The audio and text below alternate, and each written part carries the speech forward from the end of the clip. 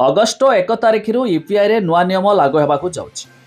जदि आपण भी फोनपे गूगल पे पेटीएम पर यूपीआई रे टंका लेनदेन करुछंती तेबे एही नियम जानि रखिबा निहाती जरूरी। नचेत आपण भी बड़ हैरान रे सम्मुखीन होई पारती।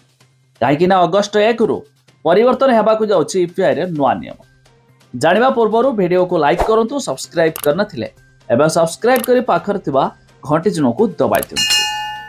अगस्ट 1 रु यूपीआई नियम रे बड़ परिवर्तन यूजर मानक पई बड़ परिवर्तन होगाक जाउछि। दैनिक फोनपे गूगल पे किबा पेटीएम भली यूपीआई ऐप रे पेमेंट करुथिबा यूजर पई यह गुरुत्वपूर्ण। बैलेंस चेक लिमिट धार्य करा जिबा सहित ट्रांजैक्शन स्टेटस चेक नै भी सीमा स्थिर करा जायछि।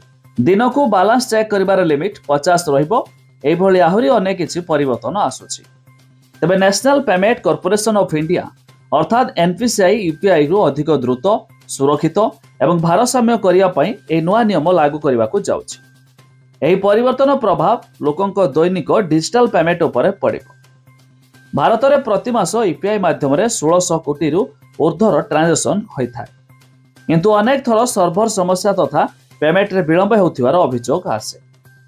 तबे एही समस्या गुडिक कम करिया पई एनपीसीआई यूपीआई नियम रे 7टी बड़ परिवर्तन आनिछि। प्रथम परिवर्तन होउछि बैलेंस चेक करिबा लिमिट। एबे यूजर दिनकर निज यूपीआई ऐप जरिया रे 50 थर बैलेंस चेक करि पारिबे। बारंबार बैलेंस चेक करिबा द्वारा सर्भर उपरे चाप पड़ि थाए, जहा द्वारा ट्रांजैक्शन धीमा हो जाए। तेणु एही नियम अणा जायछि।